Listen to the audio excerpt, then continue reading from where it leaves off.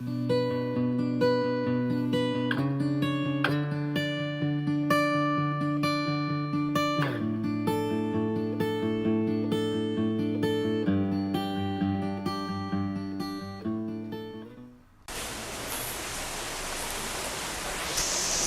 presento a los papás de Caleb. Daniel creció en el Evangelio de Manizales, vivían en Cartago. De alguna manera nos une un nexo desde antes. Y ellos han estado haciendo el curso para hacerse miembros de la iglesia. Y dentro de ese caminar en la iglesia local, han querido presentar a su hijo al servicio del Señor. La palabra de Dios dijo Jesús, dejen que los niños se acerquen a mí, así lloren, no importa, así se lamenten, porque de los tales es el reino de los cielos. Pero también la palabra de Dios enseña en Deuteronomio capítulo 6, exhortando a los padres, les dice: enseña esto a tus hijos, los mandamientos de Dios, se los enseñarás al entrar a la casa, al salir de la casa, al levantarse, al acostarse. Es responsabilidad de los padres educar a los hijos en el temor de Dios. Y al hacer ustedes esta presentación del niño, se comprometen delante de Dios y de la iglesia para criar al niño en el temor de Él. Hermanos, asumen ustedes el compromiso de educar a Caleb en el temor de Dios para que sea un hijo de Él. Amén.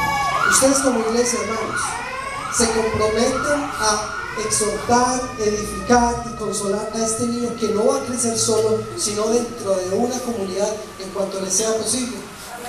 Amén. Oremos en gratitud al Señor por la vida de Caleb. Señor, te damos gracias por tu misericordia expresada a esta linda familia, por la muestra de amor, Señor, con Caleb. Te pedimos, Señor, que tú le bendigas. Guárdalo, Señor, y que él crezca con un corazón que te ama. A sus padres dale sabiduría para educarlo en el temor de Jehová. Bendice esta familia, te lo pedimos en el nombre de Jesús. Amén. Amén. Nosotros nos disponemos para escuchar la palabra de Dios. Amén. ¿Están conmigo? Vamos a tratar de que la bulla de la lluvia no nos distraiga. Hay algunos refranes populares que pueden introducir el tema que yo quiero compartir con ustedes esta mañana. El primero dice: el que entre la miel anda, algo se le ha de pegar. El que entre la miel anda, algo se le ha de pegar. El segundo dice: dime con quién andas y te diré quién eres. Dime con quién andas y te diré quién eres. Y el tercero: es mejor solo que mal acompañado. Es mejor solo que mal acompañado. Y varios de estos refranes fueron consejos que mis padres me dieron a mí cuando estaban creciendo, aunque no crecí mucho, pero sí escuché el consejo para no desviarme. Estos consejos son muy útiles para uno no desviarse del camino. Y estos consejos los vemos en otras palabras en una carta que Jesucristo dirige a la iglesia que se encontraba en Tiatira. Seguimos con el mensaje de las 7 iglesias de Asia Menor, capítulo 2 de Apocalipsis, verso 18. Apocalipsis 2:18. Búsquenlo, por favor.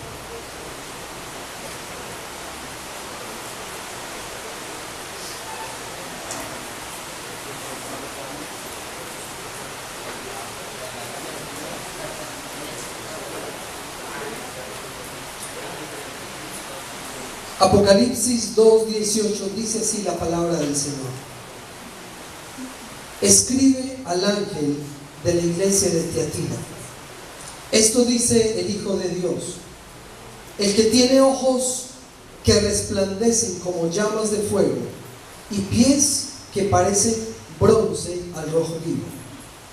Conozco tus obras, tu amor y tu fe, tu servicio y tu perseverancia. Y sé que tus últimas obras son más abundantes que las primeras. Sin embargo, tengo en tu contra que toleras a Jezabel, esa mujer que se dice ser profetisa.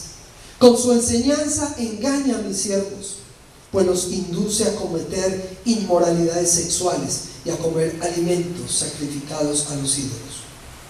Le he dado tiempo para que se arrepienta de su inmoralidad, pero no quiere hacerlo.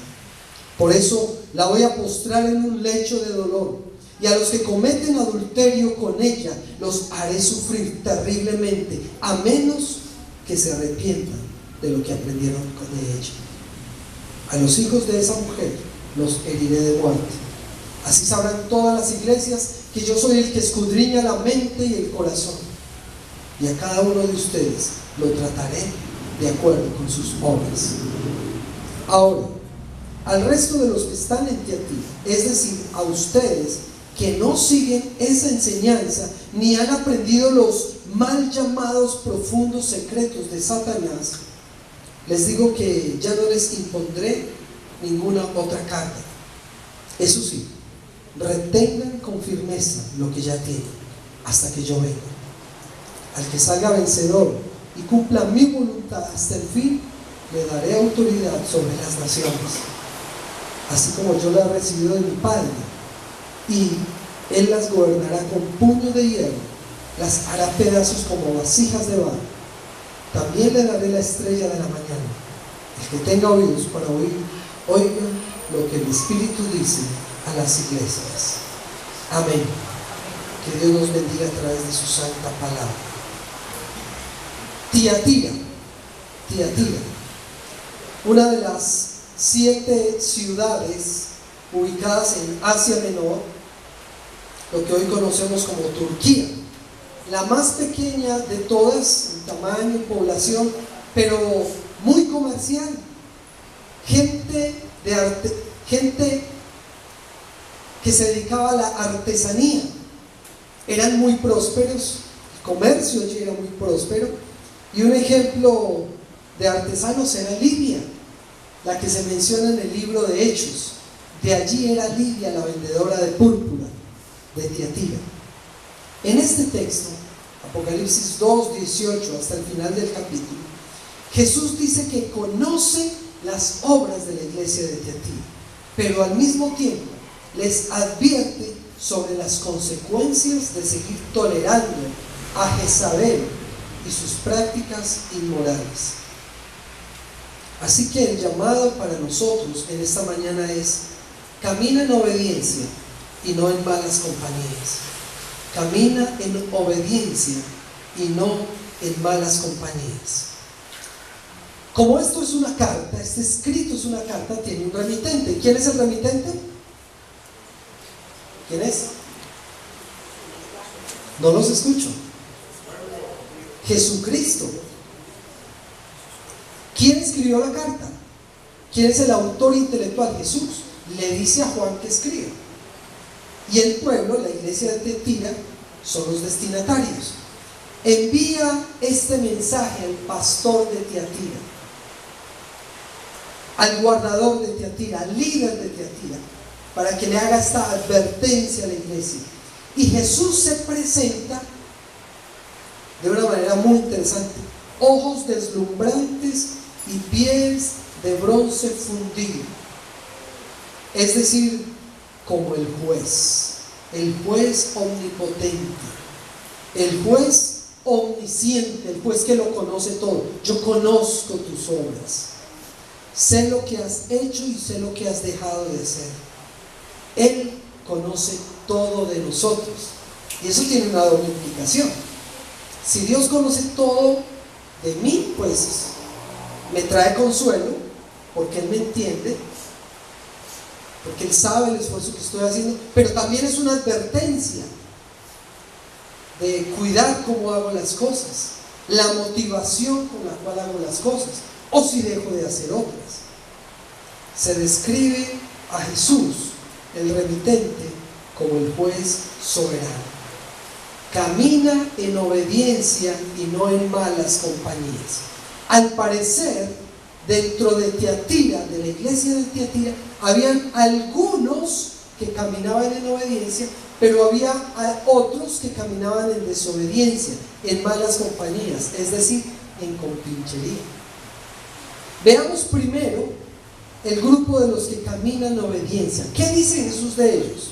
Y miremos si nosotros nos identificamos con esto. Si somos de los que dentro del rebaño de Dios caminamos en obediencia. Jesús dice: sé de tu amor. Ellos caminaban en amor.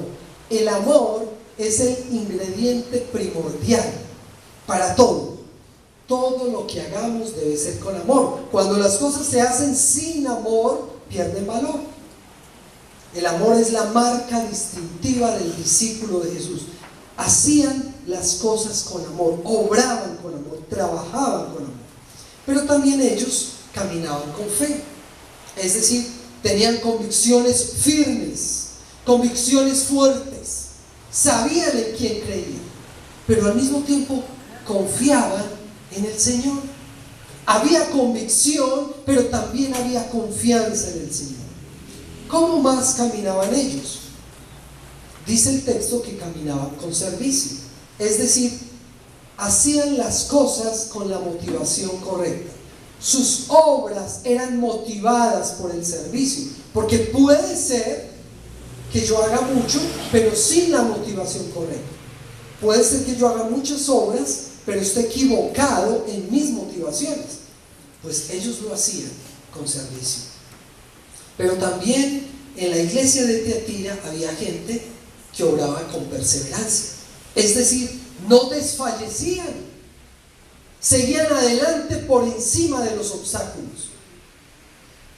Entre más duro se ponía el asunto, más fuertes eran ellos. Y ellos también caminaban sin retroceder. Sus obras últimas eran mejores que las primeras. Ellos iban en un creciendo constante hacia arriba, no retrocedían, no desmayaban, siempre iban hacia arriba. Y esa caminata, dice el Señor, ese obrar, ese vivir, era premiado. Jesús les dice: no les voy a imponer ninguna otra carga, pero les dice, eso sí, retengan con firmeza lo que ya tienen, hasta que yo venga. Si tú eres del grupo de los que caminan en obediencia, el Señor te dice: no te pongo ninguna otra carga, tú estás siendo fiel, pero eso sí, atención, porque en cualquier momento se puede desfallecer. Retén con firmeza lo que ya tienes hasta que yo venga. También les dice: al que salga vencedor y cumpla mi voluntad, es decir, los que caminan en obediencia, los que salen vencedores hasta el final, les daré autoridad sobre las naciones. Una de las bendiciones que recibirán los herederos del reino: compartir la autoridad y la responsabilidad administrativa en el reino de Dios. Qué privilegio, ¿no? Y también dice: les daré la estrella de la mañana, una alusión a delegar autoridad dentro del reino de Dios. Entonces, en primer lugar están los que caminan en obediencia. En Tiatira había gente que caminaba en obediencia. ¿Será que estamos ahí? Qué rico, ¿cierto? Qué bueno fuera que todos pudiéramos decir: yo estoy en ese grupo, yo estoy entre los que caminan en obediencia en la iglesia. Pero bueno, veamos el otro grupo. En Tiatira también habían algunos que no caminaban en obediencia, sino que caminaban en compinchería. ¿Entendemos el término? Compinchería. En compinchería es en alianza para hacer el mal. Es trabajo en equipo, pero enfocado al mal. Cuando se reúnen los compinches para planear y ejecutar sus malévolos planes. Caminar en compinchería.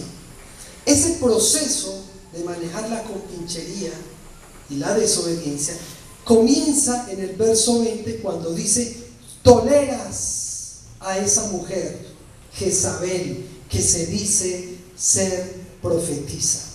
Primero es caminar al lado del compinche, y allí utiliza una palabra que hoy día está de moda, y es la tolerancia. se debe practicar la tolerancia. Pero allí dice en la Biblia que está tolerando y que está mal hecho.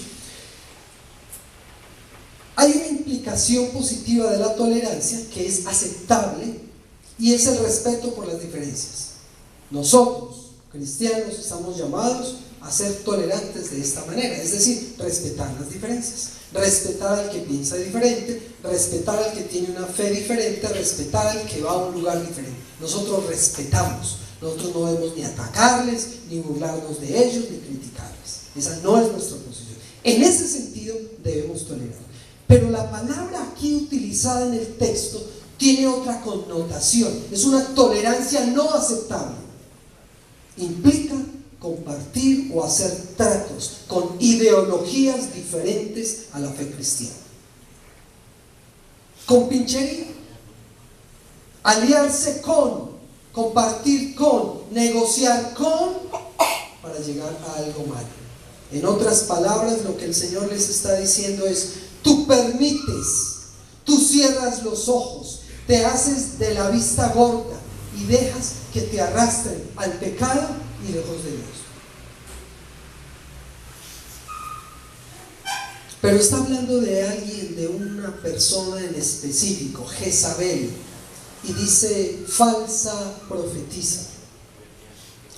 Es muy posible que si está haciendo alusión a una mujer de manera literal, no necesariamente se llame Jezabel, sino que la está poniendo como el ejemplo máximo del mal, de la perversidad. Difícilmente hay alguien en la historia de Israel, una persona tan mala como Jezabel, una mujer tan perversa.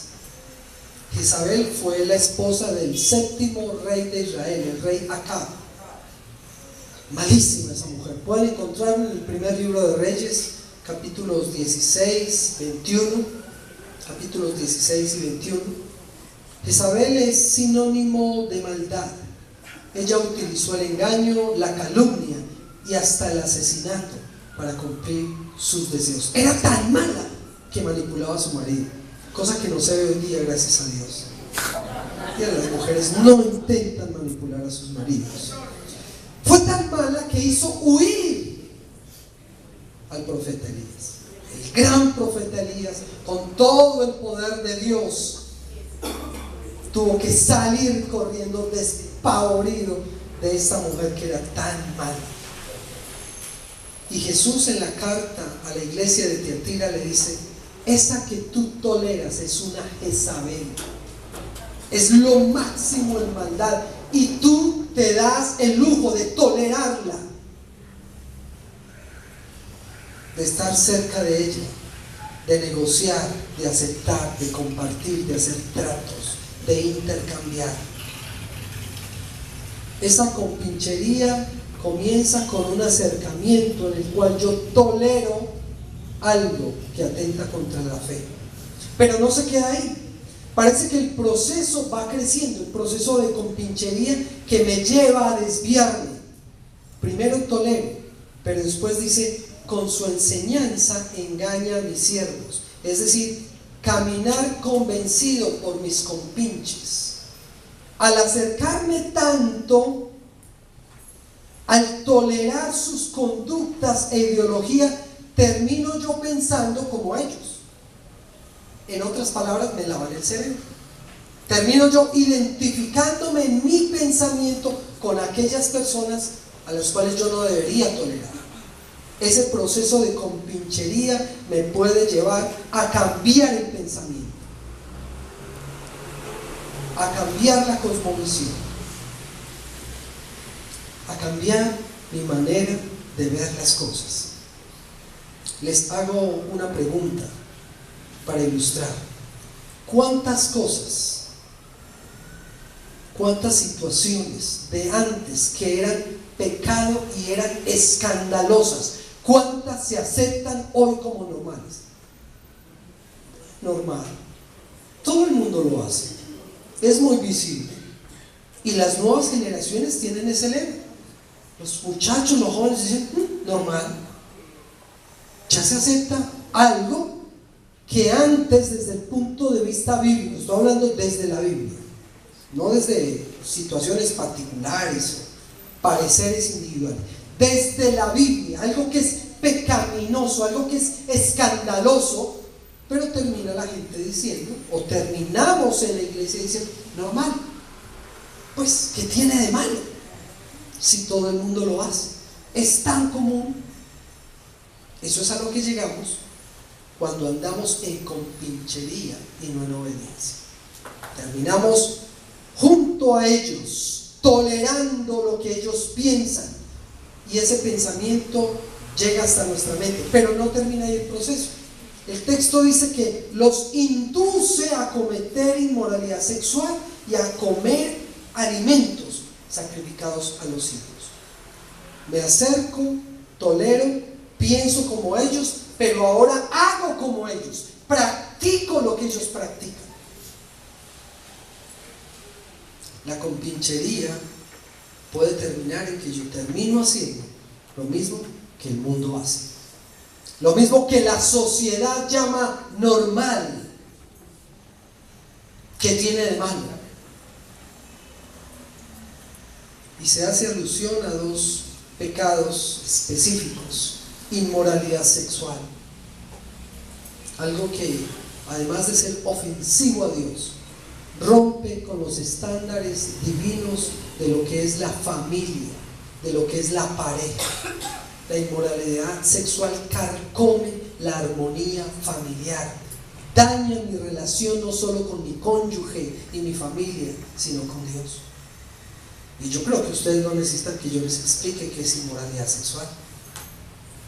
¿O será necesario recordar que la pornografía, la lascivia, los malos pensamientos, el adulterio, la fornicación, las relaciones sexuales antes del matrimonio o las relaciones sexuales fuera del matrimonio, será necesario recordar eso?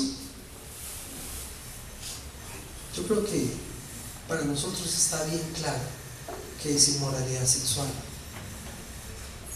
Y en inmoralidad sexual puedo terminar yo cuando me hago compinche de personas, de situaciones o de ideologías que me llevan a eso.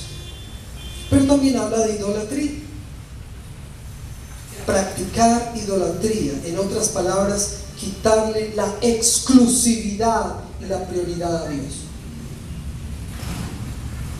Pero es que tú no siempre tienes que ir a la iglesia, tú siempre no tienes que orar, tú siempre no tienes que leer la Biblia. Tú puedes vivir tu vida normal, todo el mundo lo hace. Entonces se va a volver un bobito, pues, un religioso. No sea exagerado, échese una cañita al aire, viva la vida, gócesela, para eso está hecha la vida, disfrute.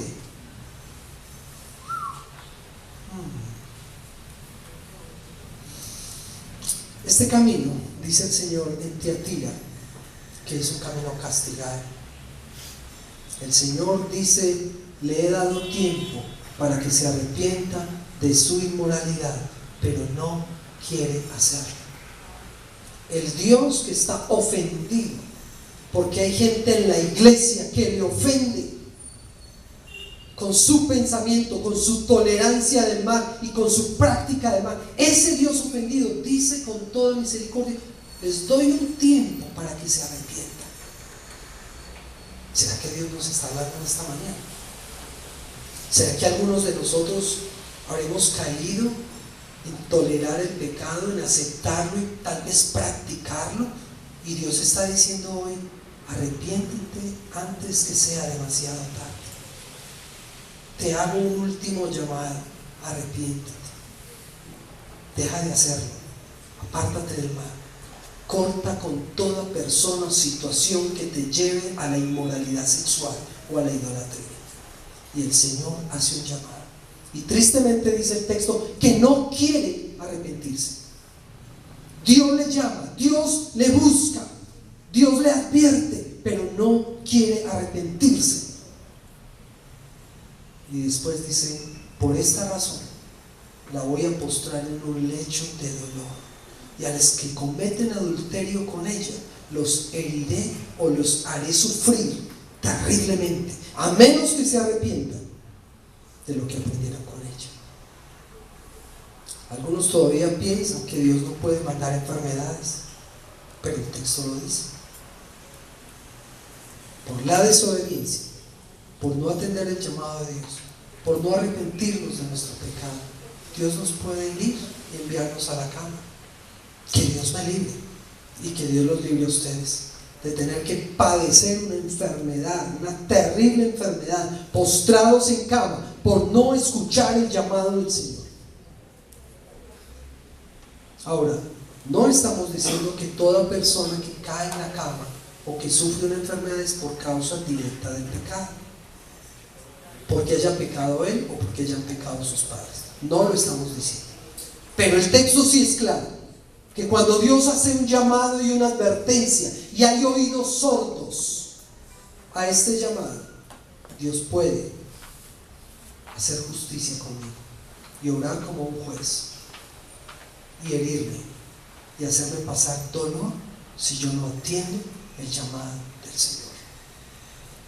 Y se extiende, el juicio se extiende, dice: a los hijos de esa mujer los heriré de muerte. Es decir, aquellos que han seguido sus enseñanzas, aquellos discípulos de esa ideología, aquellos que se han dejado contaminar por esto, los heriré de muerte. Así sabrán todas las iglesias que yo soy el que escudriña la mente y el corazón, y a cada uno de ustedes lo trataré de acuerdo a sus obras. Qué susto, ¿cierto? A mí me da susto decirle eso, amén.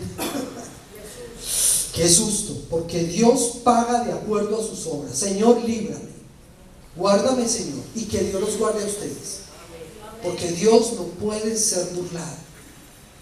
Y así como Dios es un Dios lleno de gracia y de bondad, es fuego consumidor, es juez, y aquel que no se arrepiente cargará con las consecuencias. Es un llamado que Dios le está haciendo a la iglesia a ti, pero que hoy le está haciendo a la iglesia presbiteriana y a cada uno de los asistentes, y a cada uno de los líderes, y a cada uno de los pastores, y a cada persona que escucha este mensaje. Si no te arrepientes, tendrás que verte la mano del Señor.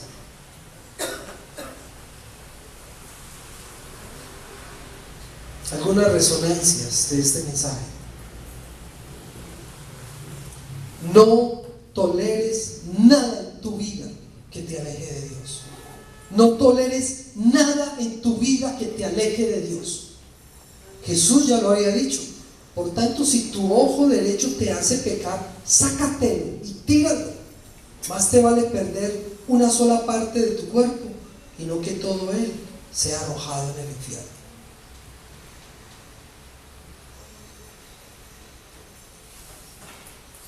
No basta solo con hacer el bien, hay que luchar contra el mal. A veces nos dedicamos tanto a hacer el bien que terminamos siendo apáticos y hasta tolerantes con el mal. Hay que luchar contra el mal, hay que hacerle frente. Cuando una sociedad convence a la iglesia y no al contrario, es un muy mal síntoma de la iglesia. Que ellos nos convenzan a nosotros en vez de nosotros convencerles a ellos es un pésimo síntoma para la iglesia del Señor.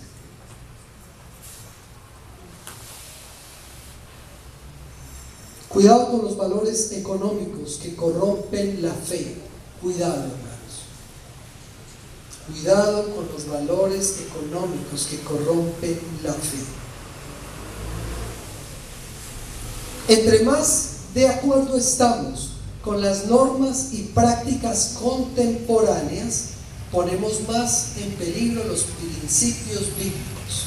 Entre más negociamos con el mundo, entre más entramos en diálogo con el mundo, más en peligro se ponen los principios del Señor. Cuidado con buscar el éxito a toda costa. Cuidado con negociar los principios del Señor por buscar el éxito. Y finalmente, el relativismo liberal es uno de los más grandes enemigos de la fe cristiana. Relativismo liberal. Tú tienes tu verdad y yo tengo la mía. Puede ser que para ti sea pecado, pero para mí no. Así que yo lo hago, estoy tranquilo. Tú tienes tu Dios y yo tengo el mío. Tú tienes tu fe y yo tengo la mía. Entonces nadie tiene la verdad. Entonces cada uno hace lo que bien le parece. El relativismo liberal rompe la doctrina y la fe que hemos creído. Sí hay verdades y es su palabra y no está en negociación, y lo que escrito está, está, y si es pecado, es pecado en el comienzo del tiempo y al final del tiempo. Yo sé que eso no gusta en algunos espacios y pensamientos de hoy, pero lo siento, la Biblia lo dice, y si así lo dice, yo lo creo, y les exhorto a ustedes, hermanos, a que lo crean. No dejen que su pensamiento cambie con el pasar del tiempo.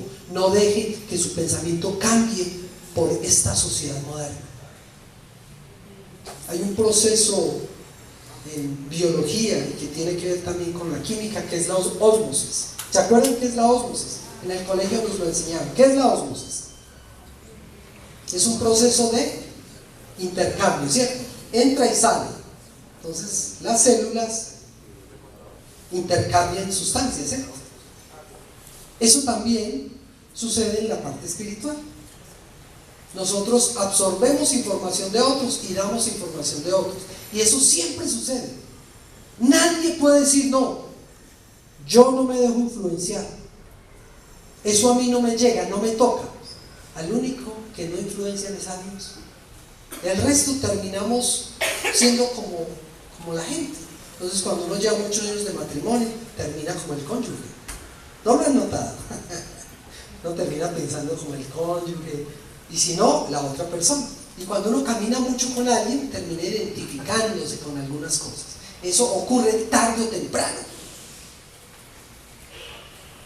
El que entre la miel anda, algo se le ha de pegar. Dime con quién andas y te diré quién eres. ¿A cuál grupo perteneces tú? Sinceramente, ¿estás tú entre los que caminan en obediencia a Dios, sin tolerar lo que este mundo diga en contra de la fe y la palabra de Dios? ¿O estamos negociando principios con ellos? Bueno, mis hermanos, Señor, no quisiéramos tener que pasar por lo que pasó con la iglesia de Tiatira. No quisiéramos ser nosotros de los que andan en compinchería con los malos, tolerando sus pensamientos y su conducta, pensando como ellos y actuando como ellos. Señor, y ante un llamado así y una advertencia, hoy queremos pedir perdón, Señor, porque puede ser que en algunos momentos, por parte de nuestra vida, o quizás hoy, estemos actuando así. Quizás nos hemos dejado influenciar por personas o por ideologías o por modas que nos alejan de ti, que rompen con los principios que tú has establecido para nosotros. Hoy te pedimos perdón, Señor, antes que sea demasiado tarde. Y rogamos que podamos comprometernos de manera sincera contigo, caminar de manera radical hacia ti, dándole la espalda a este mundo y a esta sociedad que dice tantas cosas en tu contra y en contra de la fe. Ayúdanos a estar firmes en medio de todo esto. Te lo pedimos en el nombre de Jesús. Amén.